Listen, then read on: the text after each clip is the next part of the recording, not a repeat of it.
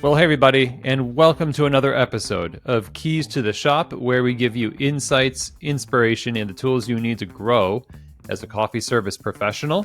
My name is Chris DeFirio. I'm your host for the show. Thanks for joining me here today. Now, Keys to the Shop offers consulting and coaching for you and also your management staff. It depends on what you're looking for, honestly. I work with a lot of folks who are just starting their first coffee shop. So we're going nuts to bolts from beginning to end, But then there's a lot of people who are working with me currently or have worked with me in the past. We've worked with over 80 different coffee shops in the last 8 years of doing this consulting and coaching work. But they have a coffee shop that is relatively successful. But, like any coffee shop goes through periods of, okay, we need to refine this, we need to fix that, we need to highlight this. And so I come in with the team or with the owner, and that's exactly what we work on. We give them the tools and the insights and the direction and good guidance, practical insights for their business to make a real difference. And so if you're looking for some consulting and coaching and you haven't known where to look before, or you just want to have a conversation, no commitment necessary, just have a conversation, look me up, Chris at keystotheshop.com. And maybe this is a good fit. We can work together to help you continue to build or to build for the first time a wonderful coffee shop. So again, Chris at keystotheshop.com. Now, today's episode is brought to you by, first of all, Arto Brick at Arto Brick on Instagram, and then the Pacific Barista Series at pacificfoodservice.com. I'm going to talk more about both of those lovely people, companies. They're all great in the middle of our episode today. So please stay tuned for that. Now, today's episode, though, I want to jump right in and say is kind of a list. It's a list of things that I have noticed when people have developed these tools, the coffee shop just runs better. And this is really important. These aren't tools like I want you to go buy a auto tamper, or they aren't like physical tools necessarily. These are more like frameworks, lists, practices, and tools that you use to navigate the everyday life of the coffee shop. And that, I think, is the key to the shop, really, is everyday excellence and intentionality. And we need kind of a host of different things to help us, the tools, because we are craftspeople. If you're a craftsperson in coffee, you have coffee tools you use to render a drink. If you're in management and leadership in a coffee bar, you also have tools you use. Call them the conceptual portafilters and tampers and the like. And so that's what we're going to talk about today. I haven't numbered them, so I'm just going to kind of say next, but I'm going to talk about each one of these things because in and of themselves, they sound pretty easy. Okay, yeah, we'll just do that. Just go ahead and do that. But it actually takes a good deal of work, intentionality, exploration of what's right for your business. And so I want to get into this because I think we probably have over 10 different tools here. And I'm going to try to go through them in a kind of a logical format, but maybe be prepared to take some notes. And as always, one of the things I value so much is when you take something away from this show, that you follow through with it in the operations of your business, even if it's just a little bit. It doesn't matter if you can, conceptualize the perfect form of this thing. Even if you try to start perfectly, you'll start imperfectly. That's fine. Starting is the key. And any one of you who have been in business long enough, or even just in a career of coffee long enough, know that beginning is all about exploring yourself, the process, making it fit for everyone involved. I mean, it's just an exploration of we did it wrong, and now we're going to do it better. And we get this big aha moment where like, okay, it's clicking, but you need to show up. You need to apply that knowledge, apply that wisdom over and over again in order for it to truly stick. So when things like today's episode resonate with you, make sure that you don't just let it kind of fly out of the brain, right? This happens to me all the time. So I'm speaking to myself here. Be sure that you capture it and really consider, how would this look applied in my cafe? And if you do that and it really works, just let me know. I'd love to see how things are going with you. Okay, so the first tool you're going to have is different than what you would normally think of when you think of a manual. A lot of people say, "Well, our manual has all of the legalese and it has all the policies and things." I would consider doing a separate kind of collection of documents, like a handbook versus a manual, to collect all of the policies and the legal stuff, etc., benefits that employees can expect to receive, and we're a right to work state and all that stuff is in the handbook. But a manual would contain a lot of these tools that we're going to cover today in order to give you something that is a practical, use it every day kind of resource.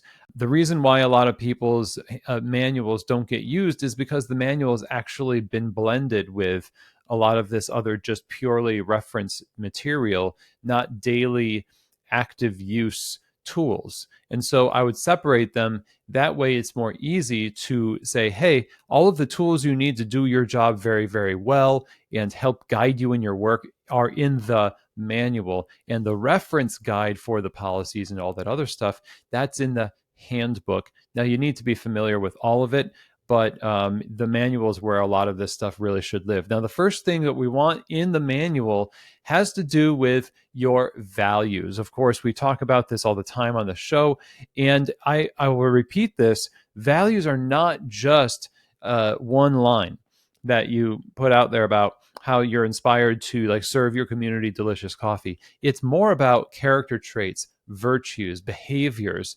dispositions, mindsets, things that you want to see that are lived out in the people of your business towards one another, towards the customers and the product and the place. Those are the four categories that we want to have represented in the values.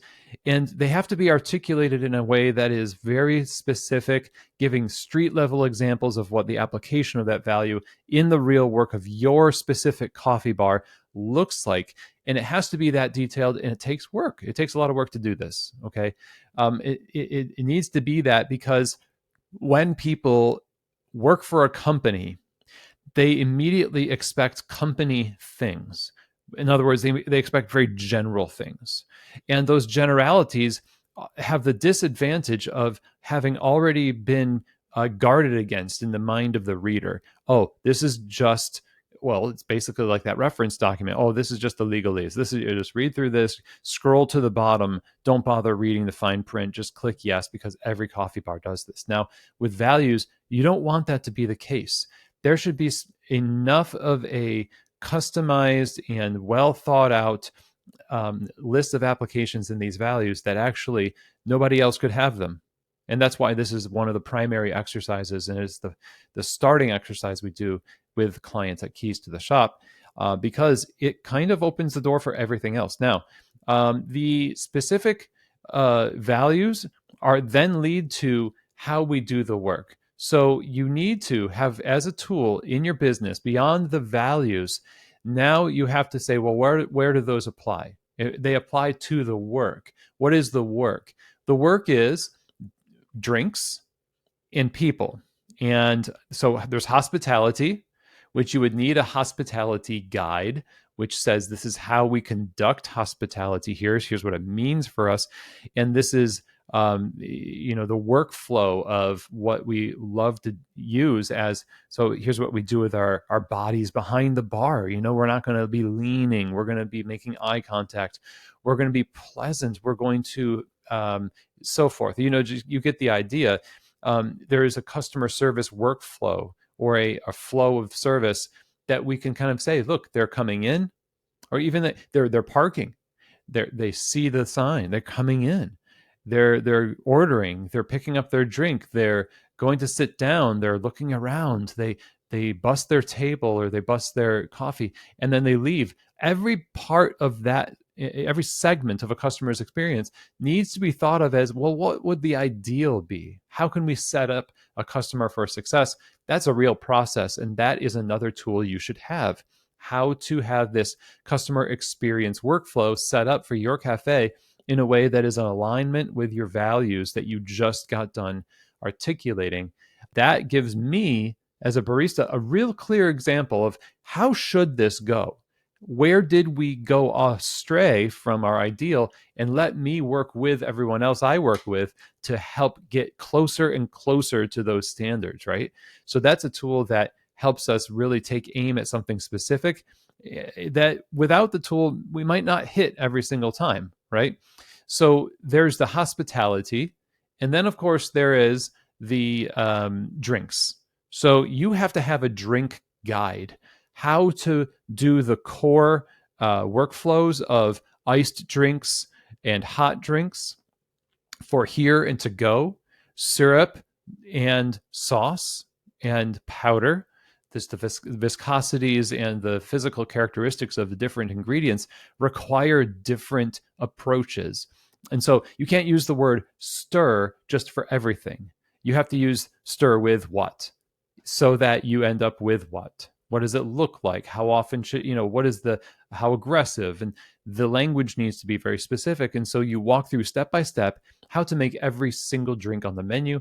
And then you give it to the people. And that's what you use to train them. So they know exactly what it looks like, the difference between whisking a mocha because it has sauce, or stirring a vanilla latte because we don't need to whisk it because it is a syrup and it kind of gets mixed up naturally.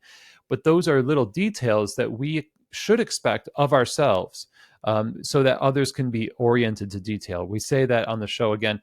If you want people to be detail oriented, you first have to show them those details, orient them to detail first. And so the drink guide needs to be a part of every coffee shop's tool kit, I suppose. And the drink guide is not, I repeat, it is not the same as recipes. Recipes are just informing you of how much of something goes in. The step-by-step guide is literally like if you had to verbally walk me through, if I had my eyes closed and I had to imagine somebody making this drink, I would have no trouble seeing them do this. That's how specific you need to be in your instructions, because people's behavior behind the bar is altered based on how much business is happening, how much sleep they got or caffeine they did or didn't get, what's going on in their personal lives. And if we don't have a specific a standard or system, then we're going to fall to the level of whatever that person decides is the most they can do, or whatever the least they can do. And now we need this standard because customers expect excellence from us. We broadcast it far and wide with very beautiful photography and promises, and we charge a lot for our coffee. The customer's like, oh, this is going to be good. And when it's not, it's a little injurious, like they feel a little injured.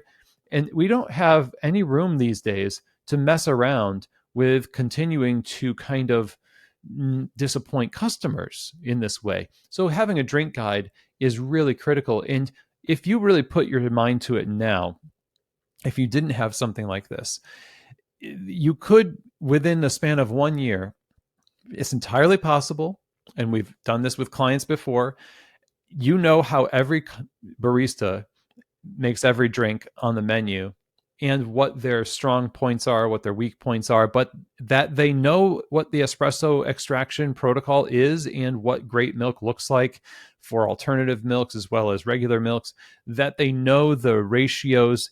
Is you have to redefine what you mean by the word know. Like, they understand mentally, or you verified that on their own they consistently do this. They consistently make great milk. I have no reason to worry that they're not making great milk, because I see them do it all the time. Now that's the ultimate. That's verifying, not just hoping. Most people will hope, well, the place didn't burn down. We're going to Coffee Fest later this week in Portland. A lot of people have that mindset. They're like, we'll see what these people do, and a lot of that mindset comes from, they know that they don't know. That you don't know very much about how good the drinks are coming out on your bar. No news is good news, right? That we tell ourselves, if the customer's not complaining, then we're probably doing a good job. It's just not true. Okay. You need to get you need to have a mindset of being hands-on, specific, tell people how to do the job, what to do, how to do it. and then what done looks like. And a drink guide is the place where that happens, because people go to a coffee shop for drinks. Now, if they're going for food, do the same for food. Do the same for smoothies and teas and everything else. This is a professional environment, and this is a tool to use to make it so. The next thing that we want to focus on is the cleanliness of your space. So cleanliness is all about SOPs. Checklists are lists of things that reference SOPs. So if it says clean the bathroom, there should be maybe an asterisk, see the SOP for cleaning the bathroom. And it's important because everything, you can't just say, well, everybody should know how to clean a bathroom. You cannot trust that. I know a lot of you even thinking right now, like, I know, I was so shocked I needed to teach my staff how to sweep a floor. But that's just the nature of this game, okay? We've got to be specific with cleaning and what a streak-free shine looks like, and is it a microfiber? Is it a terry cloth towel? We've got to have SOPs for cleaning all of the parts of our coffee shop, from behind the bar, under the fridge, in the corner of that place where we hope people are not just like throwing garbage, but we kind of find garbage there. It's just all the places of the coffee bar. So cleaning is huge. And it's not just cleaning as in, oh, you're just a neat freak. No, it's the intentionality that you use in cleaning brings a lot of awareness to other areas of the business. But as a tool in the coffee shop, a cleaning guide and a sort of like, okay, let's talk about cleaning. Let's talk about why it's important. Let's break it down into sections of the cafe. What are our standards for cleaning? Why is it important to us? Down to such very fine detail. If I'm a barista, I know this is important to the company. Why else would they just indoctrinate me with such specific instruction on cleanliness? And it's got to be to that level. And you've got to have tools and documents around cleaning the cafe in order to make sure everyone's doing it the same way. And these things can get changed over time if you find that what you're using is not working as well as you want it to. But I feel like this is a good place to kind of pause and say, you could redo your documents all day long. If you're not going to be hands-on in your leadership, coaching, and guiding people and training people, it's not going to work. The document is not a replacement. These tools are not replacements for the face-to-face leadership and relationship that makes it all work. So think about the body, an assembly of all these different parts held together by like the skin and the fascia. The fascia in this example, I suppose, is the relationship. It's the communication. It's the circulation of things that hold it all together. And so as we go down this list, I say, yeah, you can refine these tools and you can make them better. But you also have to leave room for, if it's the perfect tool, but you have imperfect application of it, or you have there's a communication issue that needs to be solved. It would be tempting to blame the tool and keep changing it until you just get burned out. Or you could address the root cause and figure, okay, maybe it's me, maybe it's them. I know maybe it's a hiring issue, maybe it's training or communication. So a little bit of a pause and a caveat there as we go through this. Hey everyone, it's Chris. I'll be right back with me talking to you. And here I am talking to you, but it is commercial time. It is time to talk about Arto Brick and the Pacific Food Service Barista Series. I need first to talk to you about Arto Brick. If you're looking for somebody to fulfill your wildest dreams when it comes to stonework, tiled work, and hard surfaces in your cafe, Arto Brick at arto.com and on Instagram at Arto Brick is the place to go. They are proudly made in the US, in Los Angeles. There's a family-owned business, family-owned and operated. The two brothers that run it now, their father, Arto, started this in the 70s and has been just making people's dreams come true when it comes to the texture, the feel, the unique vibe of the space. Nothing can beat stone. That just, it's earth, but it's I mean, talk about being grounded in the cafe, you know? Definitely check them out on Instagram at ArtoBrick. Now, we're also sponsored today by the Pacific Barista Series, the line of plant-based performance beverages that is designed for baristas and preferred by baristas around the world because of that intentionality. And they are the OGs when it comes to plant-based beverages, and they remain the cornerstone of this whole segment of plant-based drinks and beverages. It stands up to the heat from steaming, it produces great texture, and it keeps the flavor balance focused on coffee. So if you're interested in checking out the Barista Series for your menu, go to pacificfoodservice.com, get samples, and try it for yourself. If you're looking for the best plant-based beverages, check out the Barista Series from Pacific. Another tool that I think is unique that not very many people do, we're going to say two things. One, a playbook, and another is a storybook. The playbook is when these things happen, we do these things as a result. Here's how we respond. Well, here's how we prepare. Here's how we prepare by thinking what could possibly happen. Like, what if we get 6 drinks backed up on the bar? Well, the playbook says now you have to pause the line and do a little helping to get the line of drinks cleared, and then come back and help the customer if you're on a 2-person bar. That's an example of what if, and the answer comes in the form of something written in a playbook. Think about any kind of a team sport where 2 teams are facing off against the other. You would be foolish to go into that without knowing a little bit about your opponent and what you will do when they so predictably do that thing they do, that they're known for. They're strong on defense, strong on offense, and what are you going to do in response to these things? You study the tapes. You do this in boxing, you do it in football, you do it in soccer and basketball, and that is smart because people do have, just like customer flow and history of your business, they do have some themes and some predictability to them. You kind of have to be a meteorologist when it comes to your business. And so having a playbook at least started and breaking down and categorizing and recording scenarios and contingencies, that's really important. Now, another tool that I think you should be using is a storybook. Now, earlier we talked about values. Now, how do we go about collecting stories that really represent the values? When you read the book, Unreasonable Hospitality, I've got it on the shelf back here, you hear Will Guidara talk about the stories that made 11 Madison Park famous. So when the chefs at 11 Madison Park did feats of hospitality, those things live on in print, but also in the lore within the business. Now, you probably have experienced many different moments like that in the course of your business, but where did those examples go?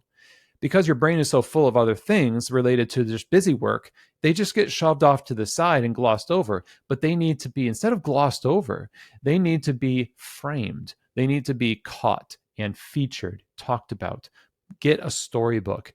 There was this one time so-and-so came in the cafe and they were distraught, and we actually listened to them, and we kind of helped them with, we gave them a free cup of coffee, and they're normally a regular customer, but today they were just off, and we noticed it. And so it was a really special moment for us. And the noticing that we did really is indicative of the fact that we value intentionality. Like, we're looking for moments to really connect with our customers. That's a great story to illustrate something that couldn't have otherwise been illustrated just by telling people, hey, do this when you see it. When you get an example of that, is really a cool story that now it's come to light in the mind. So right now, even if you've gone a long time without doing it, start a storybook, collect those stories, tell people you're doing it. Do you have a cool story? Let's hear it. Let's collect these stories. And that's our story. And it's their story too. And it makes a huge difference. So get yourself a playbook and a storybook going, and just faithfully do that. Don't be like, a lot of people that say, well, geez, I wish I had been journaling my whole life because there's so many things I wish I would have recorded. I'm one of these people. I have journals where I just started I did it for a few months, and then it just kind of fell off. Now I'm glad I did it because I can kind of look back and see all the funny things that teenager and early 20-something Chris was thinking. but I wish I had been disciplined to just keep it up. So with all of these tools, by the way, including these last two that I just said, it's going to be tempting to be a little bit more lackluster in the view towards it after you start. Is this really working? Is this so tedious? But that's the moment you lean in more, because that discipline muscle of applying the tool to the work, that's the thing that actually makes it work. You just have to be able to apply it long enough to see it take. I think that's the key. So start these things and just decide on a long-term strategy that you're not even going to question whether or not you're going to do this every day or every week until it's 1 or 2 years down the line. And by that time, you're going to have already developed the habit of doing this, and it won't feel as heavy like you need as much discipline as you did right in this moment. Now, another thing that you need for the cafe is what we've talked about in the previous shift break, which is the manager's landscape. And that's just a physical place where you can track the progress and the idiosyncrasies and the needs of the people that you are tasked with leading. And yeah, I'm pretty sure that the most important thing in a cafe is present leadership that is engaged in a way that understands and knows the details of the people and the work being done under that roof. And that happens in the manager's landscape. So all the land that you see, that you manage, manager, this is the landscape of it. And there, if you haven't mapped it out, then it's hard to know what to do week to week, and you just start being reactive instead of proactive. And so that's a really important one. Go back to the SOP and check it out if you haven't listened to that episode yet. Other tools, of course, we've got machine maintenance and schedules that are physical, print out, check off, dates recorded for all of the major equipment in your cafe. That needs to be a scheduled process that is given to specific people that are held accountable for the upkeep of all of the stuff that suffers the fate that we all suffer, which is, decomposition, right? It's just things fall apart. So maintenance, that is got to be some kind of a scheduled real process that has its own paperwork and a rhythm that is part of how we hold ourselves and others accountable in the cafe. It is a maintenance in all of the logistical work that goes on behind the scenes, by the way. Those things are inglorious, non-romantic, and at the same time essential. A lot of times we suffer from nearsightedness when it comes to leadership and logistics and things, because we can see what's in front of us just fine. It's just the stuff far away that we can't see. And so we doubt what it is. So if you get far enough away, let's say you're a GM, and you make an adjustment on something, and it just feels like you didn't do anything, from the computer. Sometimes that's a little disheartening. But if you focus enough long into the horizon here, if you can focus on those things and build up your strength and your vision, you can see the effect of what you did down there. Your distance from that in your leadership position is somewhat of a necessary thing to be a general manager, to be a manager. But you have to connect the dots. You've got to focus in on the long-term impact and not just settle for the close to you impact. Because in management, because of the use of your authority to have, leverage in the business, you're having a larger impact. And sometimes it's in a way that you can't really see, but you can explore and see, did it make a difference? What we did by tweaking this one thing, by tweaking this thing, it's not as satisfying as going into a busy shift and just doing all the barista's dishes because you want to say, I love you. I love you guys. I'm just going to help you out. That feels pretty cool. And they're like, man, it's so cool they did that. But the most consequential thing you could have done that week is probably the most boring. And it could have been just something you did in the office or something that nobody else saw. And in order for you to feel good about your work, you need to provide for yourself some kind of a map or a connection to the meaning behind what you do, whether it's immediately gratifying or distantly gratifying. Depends on how far you explore it. So I know we kind of strayed in the whole episode here into some esoteric stuff, but I think it's important that you think about these things as you consider these tools. And usually it's going to be leaders who apply these tools in the business. Now, the other thing I want to say, and the last one I think that you need in the cafe, it's not last, there's lots of things, but for this particular one, is illustrated workflows. So, workflow is one of those things we talk about, as in how does the shift work? How do people stand? And what do they do? Is their primary responsibility, secondary, tertiary, all that stuff. But I find it very helpful to also map it out physically and almost like create these Venn diagrams where there's all of this stuff is arranged within these circles or squares, or you can color code it. That's been done. There was a trainer that I worked with a while ago that did this for, if a 2-person bar shift looks like this, where red and blue represent barista 1, barista 2. That's part of our playbook, really, but it's an illustrated workflow. And to say this stuff is within your purview. If you find yourself on a 2-person bar or a 3-person or 4-person bar, there are shifts of responsibility that you first have to recognize. Hey, you are here. This is where you are, a 4-person workflow. Therefore, we behave in that way, where the barista doesn't take on as much as they would have if they were on a 2-person bar. They know what they're not taking on just as much as they know what they're taking on. And they know when they should be focused on the primary tasks versus when the primary tasks are done, they can start helping their coworkers or do some other tasks that are necessary. But we have to have that kind of mapped out already. So it's a lot of work first to figure out what that looks like actually in the work. But then once you get that done, like the station responsibilities in relation to how many people are on the bar and what kind of work it needs to be done to make this run smoothly, now put it in a physical form on a paper to show people what does this actually look like in real life, or at least on this paper to show this is scenario 1, scenario 2, 3, and so forth. So illustrated workflows, I think, is really helpful.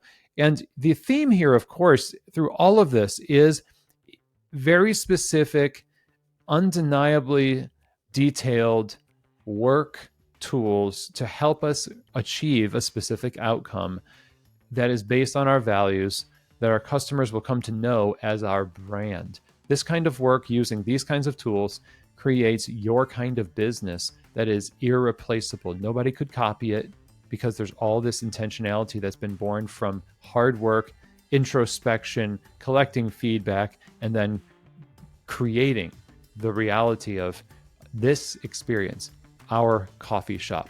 And so I hope that this was helpful to you. Of course, I said there's more tools, and you can go back into the archives of Keys to the Shop and look for different episodes related to a lot of these subjects. And I would encourage you to look at episodes that we have in the show notes, as well as just go to the website, keystotheshop.com. You can search there or in your podcast player, which you could do if you were subscribed to Keys to the Shop, by the way. So go ahead and do that. Thanks, everybody. Go ahead and email chris@keystotheshop.com if you have any questions, comments, or feedback. And that's also where you can reach me if you're interested in consulting and coaching. We can have a conversation about what that looks like. And then also keyholder coaching groups are coming up again in the fall. We are about halfway through our current cohort, having a great time. We're going to be putting some stuff out on the website about the memberships. And these are paid mastermind groups, a cohort of coffee shop owners with 2+ years experience minimum in order to be considered for these groups. But we have been doing this now. This is our 4th season. This fall will be the 5th one that we've run, and it just keeps getting better and better. I really think that if you're an owner and you want community that really moves the needle on personal development and business development, then this might be the thing that really makes it happen for you. So check that out. And if you're interested, you could email again, chris@keystotheshop.com. And with that, that is it. Thanks, everyone. And as always, I hope that this episode has truly given you keys to the shop.